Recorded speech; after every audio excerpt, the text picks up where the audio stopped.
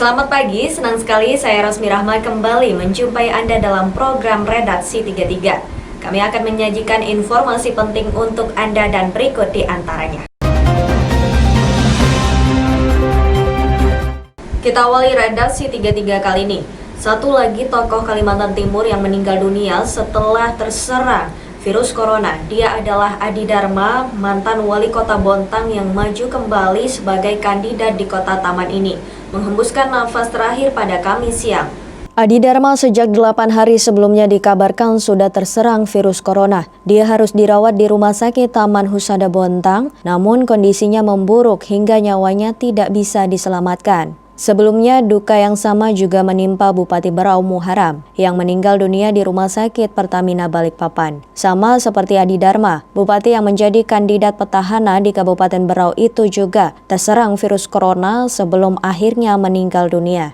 Kabar kematian Adi Dharma sangat mengejutkan warga Kaltim, terutama bagi yang mengenalnya saat menjadi wali kota Bontang maupun saat menjadi pejabat sekretaris kota Bontang. Adi Dharma juga akrab dengan dunia wartawan karena masa mudanya dihabiskan bersama-sama dengan tokoh-tokoh pers Kaltim di koran Meranti. Dari Rumah Sakit Taman Husada Bontang, jenazah dilepas untuk dimakamkan secara protokol COVID-19 di kilometer 15 Bontang. Pihak keluarga dan para pendukung mengantar dan mensolatkan saat jasad sudah berada dalam mobil jenazah menuju pemakaman. Medis yang bekerja keras merawat Bapak selama 8 hari ini, dan kami juga atas nama keluarga memohon maaf lahir batin jika almarhum semasa hidupnya ada mempunyai kesalahan yang disengaja maupun tidak disengaja.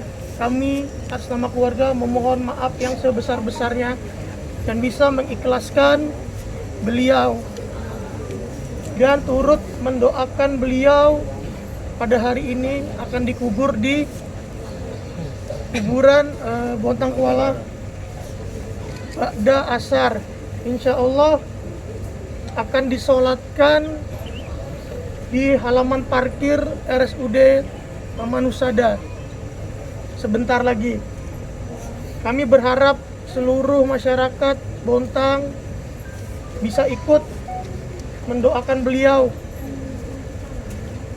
dan juga turut mengantarkan ke pemakaman. Walaupun memang semua ada protapnya, tetapi kita akan mengantarkan secara berjarak. Adi Dharma maju kembali dalam pemilihan wali kota Bontang yang berlangsung 9 Desember 2020. Dia berpasangan dengan Basri Rase, namun karena kasus calon meninggal dunia, menurut aturan KPU masih boleh diganti dalam waktu 1 minggu ke depan. Tim Kaltim TV, Heriman melaporkan.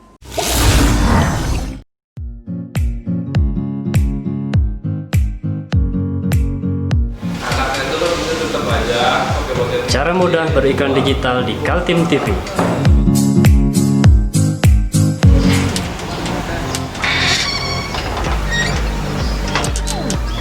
Yang pertama, jadilah sahabat Kaltim TV.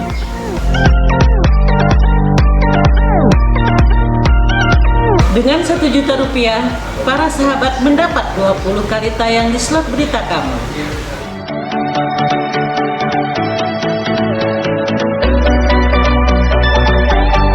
Dengan 20 detik dapat menjangkau 20.000 penonton. Anda beruntung karena mendapat kesempatan perdana dari kami. Ayo jadilah sahabat Kaltim TV. Komisi Pemilihan Umum mengumumkan ranjau-ranjau yang tidak boleh dilanggar pasangan calon selama masa kampanye. Di antaranya, paslon dibatasi melakukan kampanye tatap muka yang dihadiri sebanyak 50 pendukung saja. Sedangkan untuk media sosial dibolehkan menggunakan 20 akun resmi. Berikut informasinya. 3 pasang calon yang berlaga dalam Pilkada Kota Samarinda, pasangan Barkati Darlis Patalongi, Andi Harun Rusmadi, dan Zairin Zain Sarwono sudah mulai memasuki masa kampanye. Namun berbeda dengan sistem kampanye tahun-tahun sebelumnya, seperti pada Pilpres maupun Pilkada, tahun ini karena digelar pada masa pandemi COVID-19, banyak pembatasannya. Terutama adanya larangan rapat-rapat umum di lapangan terbuka yang menghadirkan artis dan ribuan massa. Jikapun ingin melakukan kampanye tatap muka menurut peraturan KPU yang baru disahkan nomor 11 dan nomor 13 tahun 2020, dibatasi hanya boleh dihadiri maksimal 50 orang saja dan harus di ruang tertutup. Itu pun wajib menggunakan protokol kesehatan yang ketat seperti wajib menggunakan masker dan jaga jarak. Jadi hari ini kami melakukan kegiatan semacam sosialisasi terkait dengan terbitnya PKPU 11 dan PKPU 13 menyangkut pelaksanaan kampanye di tengah pandemi COVID-19. Jadi kita membahas bersama stakeholder, bersama beberapa pihak untuk menyamakan persepsi terkait dengan apa yang boleh dan apa yang tidak boleh selama pelaksanaan kampanye di Pilkada Kota Samarinda. Pada masa pandemi, ketiga pasangan calon dibolehkan berkampanye menggunakan media sosial. Bahkan KPU mengizinkan setiap calon memiliki 20 akun resmi berbagai platform. Namun, semua akun media sosial tim pemenangan calon wajib didaftarkan kepada KPU dan sudah harus ditutup juga setelah berakhirnya masa kampanye. Menurut Ketua KPU Firman Hidayat, muncul kesepahaman agar semua pasangan calon dan pendukungnya mematuhi peraturan yang tersedia. Karena pelanggaran bisa mengakibatkan peneguran Bawaslu hingga dikeluarkan sebagai kontestan. Bagaimana pasangan calon tidak dalam kondisi berkampanye tapi menghadiri undangan beberapa pihak yang menyangkut dengan adanya kegiatan. Termasuk yang disebutkan tadi adalah misalnya kegiatan untuk goes. Nah, apakah goes kehadiran paslon di acara itu dalam konteks diundang boleh atau tidak? Nah, tadi sudah dijelaskan oleh Bawaslu bahwa ketika dia pasif hanya mengikuti saja nggak ada masalah. Tapi ketika dia aktif dalam hal dia berkampanye dan membagikan bahan kampanye, ya nggak boleh, karena untuk kampanye kan sudah diatur seluruhnya di 2 PKPU tersebut. Apakah kampanye rapat tertutup, terus kampanye melalui daring, dan kampanye-kampanye yang lain. Dan dalam PKPU juga sudah dilarang pula beberapa metode kampanye. Rapat umum nggak boleh, konser sudah nggak boleh, terus pentas seni nggak boleh, perlombaan juga nggak boleh. Dan metode kampanye juga sudah dibagi beberapa zona, ada 3 zona se-Samarinda, dan itu harus dipatuhi bersama. Sementara menyangkut alat peraga kampanye juga sudah diatur oleh KPU bekerja sama dengan pemerintah Kota Samarinda menyangkut kawasannya. Menurut Asisten 1 Pemkot Samarinda, kandidat dan pendukung harus mematuhi tempat-tempat untuk memasang baliho, spanduk, dan poster agar estetika kota terjaga dan tidak kumuh. Di mana terjadi kesalahan pasang atau pelanggaran terhadap pemasangan APK itu akan didata. Nah, setelah didata dikomunikasikan kembali ke paslonnya untuk dia diingatkan untuk membongkar sendiri. Tetapi kalau dia tidak mau membongkar sendiri, tentu akan kita bongkar melalui kekuatan Satpol PP tadi, karena ini sudah melanggar peraturan daerah. Kenapa kita melibatkan paslon? Karena jangan sampai terjadi kesalahpahaman. Sebagaimana yang rapat awal penentuan titik itu kan sudah dijelaskan bahwa ada beberapa tempat di median jalan, di pohon, di tiang listrik, di dekat tempat ibadah, tempat perkantoran, dan tempat sekolah-sekolah, dan beberapa tempat yang memang tidak dibolehkan ya seharusnya tidak dipasang APK. Tapi kalau mereka tetap memasang, itu juga akan ditertibkan. Karena sekali lagi kita harus jaga estetika kota, jangan sampai dengan adanya APK semerawut, pasangnya tidak rapi. Sekali lagi itu tadi, melihat kota kita menjadi semerawut. Tim Kaltim TV melaporkan.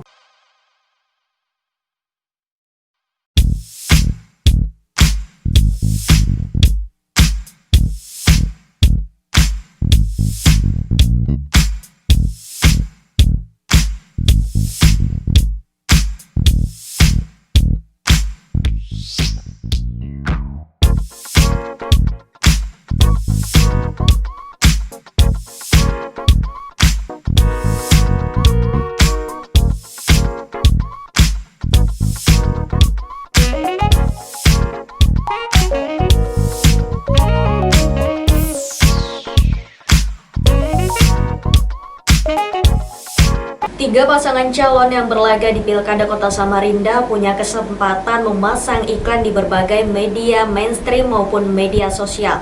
KPU sudah memutuskan kampanye menggunakan media baru dibuka dari tanggal 22 November hingga 5 Desember. Berikut informasinya. Jika timeline media sosial seperti Facebook, Twitter, WhatsApp, maupun YouTube penuh dengan informasi tentang calon-calon peserta pilkada, masyarakat tidak perlu resah. Sebab itulah konsekuensi dari diizinkannya setiap pasangan calon maupun tim pemenangan menggunakan media sosial untuk aksi kampanye mereka. Komisi Pemilihan Umum membolehkan tiap pasangan calon dan tim pemenangan mengaktifkan 20 akun media sosial berbagai platform. Tapi syaratnya, semua media sosial itu wajib didaftarkan kepada KPU agar mudah diawasi oleh Bawaslu. Tidak hanya media sosial, paslon juga diperkenankan memasang iklan di media mainstream, seperti surat kabar dan media online.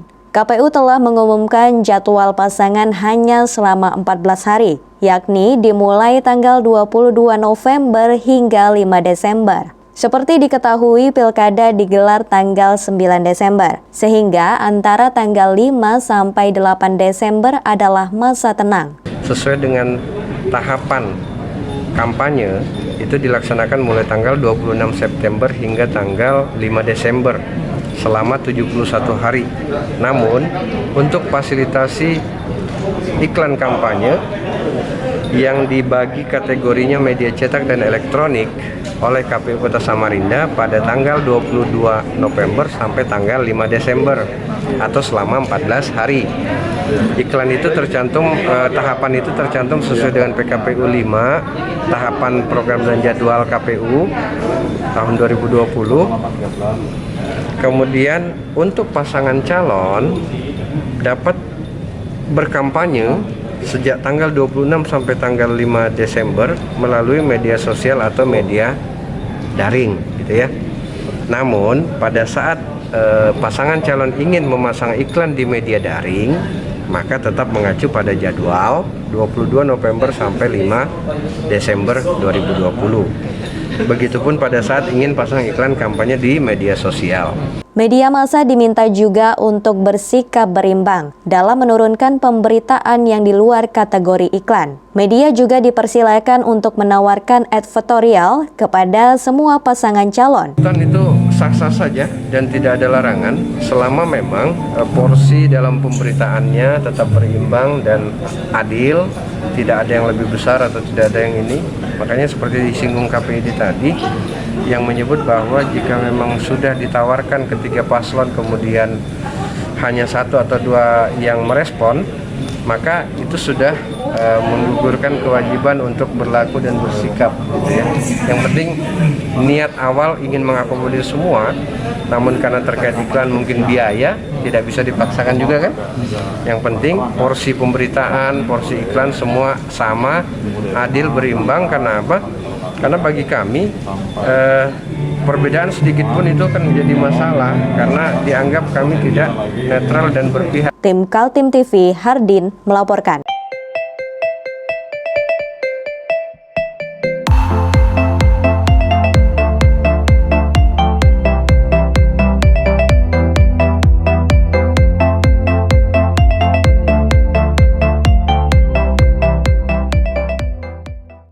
Seorang pelaku pencurian dibekuk Jatanras Polsek Balikpapan Timur. Pelaku berpura-pura membeli di toko korban.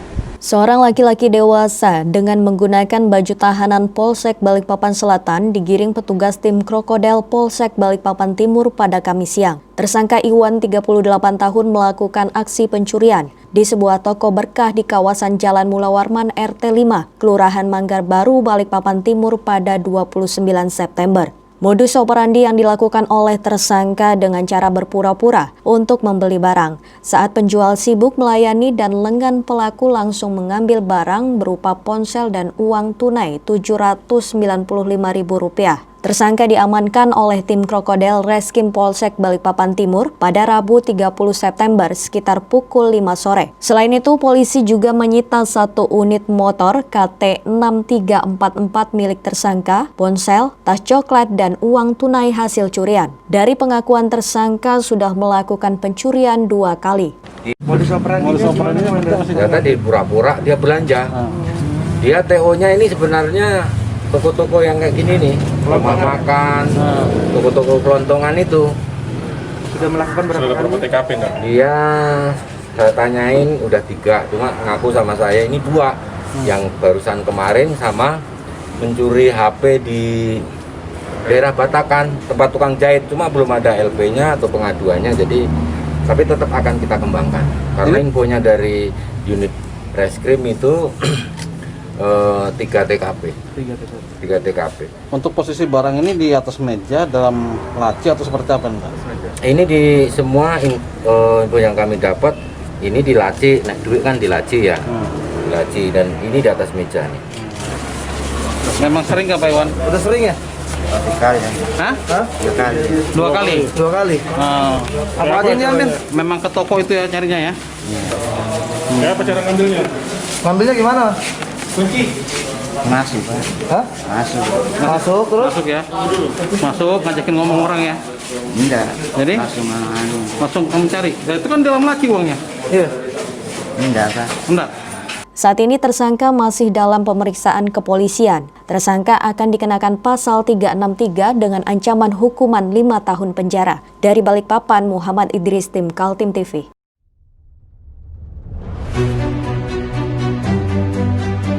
Hari ini kita ada kegiatan untuk membungkus sembako untuk dibagikan ke masyarakat yang membutuhkan karena COVID-19 ini.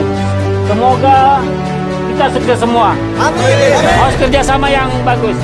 Pancasila! Amin. Pancasila! Amin. Pancasila! Amin. Merdeka! Merdeka!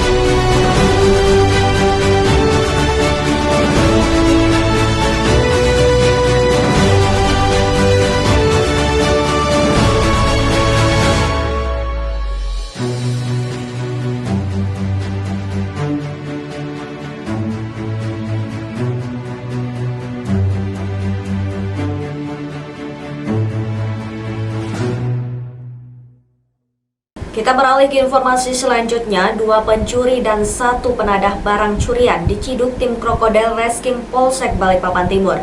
Tersangka melakukan aksi pencurian lantaran sakit hati.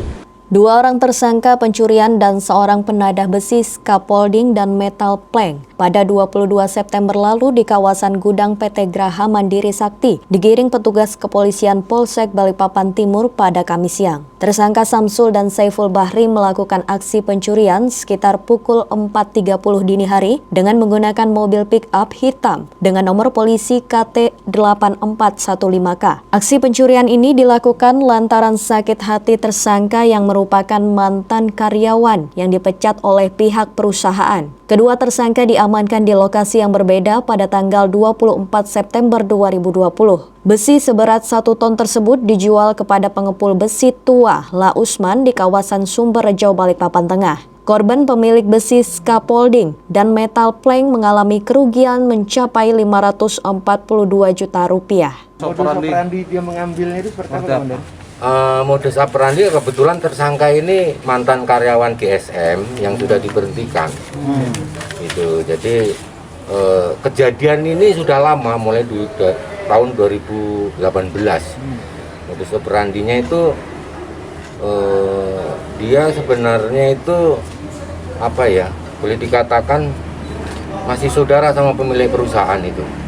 dia diberhentikan. Saya tidak tahu kenapa diberhentikan.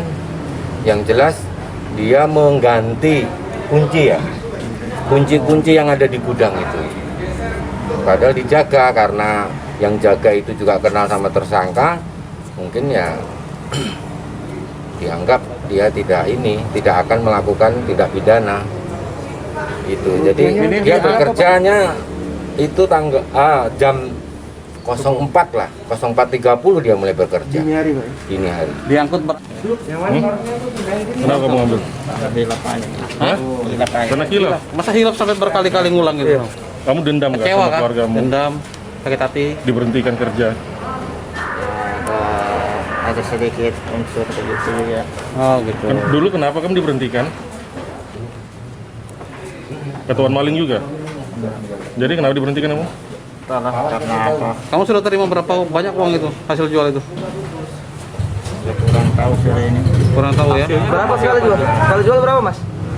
Berangsur juga kan. Berangsur-angsur ya. Selain 2 tersangka penadah hasil barang curian ikut diamankan polisi, polisi juga menyita barang bukti lainnya berupa 3 ponsel dan 2 buku tabungan. Kedua tersangka akan dijerat dengan pasal 363 ayat 1 Sun pasal 362 KUHP dengan ancaman hukuman 7 tahun penjara. Sementara penadah dijerat dengan pasal 480 dengan ancaman hukuman 4 tahun penjara. Dari Balikpapan, Muhammad Idris, tim Kaltim TV. Mari kita memerangi virus corona dengan mematuhi imbauan pemerintah. Stay at home. Warga Jalan Prona 2 RT 24 Kelurahan Sepinggan, Balikpapan Selatan dihebohkan dengan penemuan seorang laki-laki yang tergantung di depan pintu rumahnya pada Kamis pagi sekitar pukul 6.30 WITA. Dengan terbungkus kantong mayat yang dibawa oleh petugas dari BPBD dan kepolisian, jasad Mariman 90 tahun ditemukan warga tergantung di pintu depan rumahnya pada Senin pagi. Mariman diduga nekat mengakhiri hidupnya dengan gantung diri usai cekcok dengan istrinya. Kapolsek Balikpapan Selatan menerangkan, dari hasil olah TKP sementara, kepolisian tak menemukan adanya tanda kekerasan pada tubuh Mariman. Mariman diduga nekat mengakhiri hidupnya dengan selai sarung. Usai cekcok dengan istrinya pun diusir bersama anaknya sehari sebelum Mariman mengakhiri hidupnya. Bukan penemuan karena ada yang melaporkan ke Polsek bahwa ada orang gantung diri di wilayah Sepinggan samping SMK Negeri 1. Korban ini, ya Pak Mariman ini usianya kurang lebih 90 tahun. Kemudian tinggal sendirian di rumah beliau, tidak ada istri dan anaknya. Karena informasi dari anaknya beserta istrinya tadi bahwa anak dan istrinya diusir dari rumah, sehingga dia tinggal sendirian. Dia dalam posisi apa waktu ditemukan meninggal, Pak? Dalam posisi tergantung. Tergantung ya, Pak ya? Latar belakang sendiri belum tahu, Pak? Masih dalam proses penyelidikan. Apa penyebab dia gantung diri masih dalam proses penyelidikan. Tapi usia 90 tahun ya? Usia 90 tahun. Ya. Untuk sementara kita lihat tadi di lokasi karena korban juga tidak pakai baju, hanya pakai celana pendek, dan juga ada tim Inapis, ada rekan-rekan dari BPBD juga, bahwa untuk sementara tanda-tanda kekerasan tidak ada. Saat ini jenazah korban tengah dievakuasi ke RSKD untuk dilakukan pemeriksaan lebih lanjut. Dari Balikpapan, Muhammad Idris, tim Kaltim TV.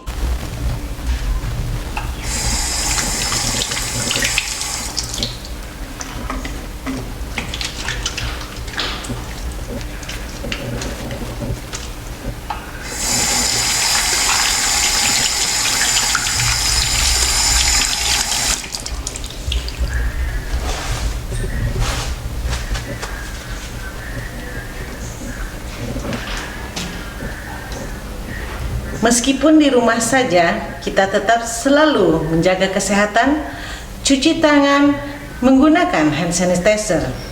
Ingat, mulailah dari diri sendiri. 4 kawanan pencuri sepeda digulung tim Opsnal Elang Borneo Reskim Polsek Balikpapan Selatan. Sepeda hasil curian dijual melalui media sosial. Dengan menggunakan baju tahanan dan masker, 2 dari 4 pelaku pencurian sepeda di kawasan Balikpapan Selatan pada Selasa siang digiring tim Opsnal Elang Borneo Reskim Polsek Balikpapan Selatan. Kedua tersangka dibekuk di lokasi yang berbeda. Awalnya kejadian pada tanggal 26 September, pelaku melakukan aksi pencurian pada dini hari. Pemilik sepeda mengetahui saat akan menggunakan, namun sepeda dengan merek Trail sudah tidak ada di garasi tempatnya terparkir. Oleh korban, hal tersebut langsung dilaporkan ke pihak kepolisian. Harga sepeda milik korban yang mencapai 13 juta rupiah ini oleh tersangka ditawarkan melalui media sosial dengan harga 6 juta rupiah. Dari hasil penyelidikan, polisi awalnya menangkap satu tersangka Rian Edo Prayuda di rumahnya di kawasan Pasar Baru, Balikpapan Kota. Polisi kembali mengembangkan dan berhasil membekuk Zulkifli dan 2 anak di bawah umur yang ikut melakukan pencurian. Tersangka Zulkifli bertugas sebagai pemetik sepeda dan ketiga pelaku lainnya mengawasi. Sepeda hasil curian dibawa menggunakan sepeda motor. Ungkap dan diamankan 4 orang tersangka, yang 2 ABH, yang 2 lagi sudah dewasa. Barang bukti juga sudah mengamankan. Informasinya satu pelaku sempat DPO dan sudah berhasil diamankan itu inisial siapa? Inisial pertama yang kami dapat informasi adalah si Ijol. Namun Ijol kami amankan terakhir, namun tidak lama kemudian setelah kami amankan 3 orang. Diamankan tanggal berapa itu? Nah, ketepatan yang 3 ditangkap di alamatnya masing-masing di dalam rumah. Kemudian yang terakhir kemarin sore kami amankan. Sepeda ini diambil menggunakan pakai motor atau gimana? Mereka menggunakan sepeda motor, berangkat berdua dengan 2 sepeda motor berboncengan. Yang 1 ngambil, yang 3 ngawasin untuk supaya lebih aman apabila ada yang datang ataupun mungkin bisa diberitahu untuk yang memetik. Itu diincar memang kah, Jul? Sudah tahu memang, sebelumnya memang di garasi itu ada sepeda ini. Rumahmu dengan sepeda ini berdekatan? Iya, rumah Pak Baru. Hah? Rumahku jauh, Pak. Rumahmu jauh ya, Kota Baru dengan TKP jauh ya. Tapi kamu pernah lihat lewat situ? Pernah lewat, melihat ada sepeda di tempat itu? Oh, begitu. Rencana mau dijual kemana? Di Facebook. Facebook ya? Tapi sebelumnya itu sudah dijual ya? Di mana? Facebook juga. 2 tersangka akan dikenakan pasal 363 KUHP dengan ancaman hukuman 5 tahun penjara. Sementara 2 ABH akan dilakukan diversi. Dari Balikpapan, Muhammad Idris, tim Kaltim TV. Mari kita memerangi virus corona dengan mematuhi imbauan pemerintah. Stay at home. Demikian redaksi 33 edisi kali ini. Informasi lainnya dapat Anda simak melalui situs website kami www.kaltim.tv, channel YouTube dan fanpage Facebook Kaltim TV. Jangan lupa untuk selalu patuhi protokol kesehatan. Saya Rosmi Rahma bersama kerabat kerja yang bertugas pamit undur diri. Selamat pagi, selamat beraktivitas dan sampai jumpa.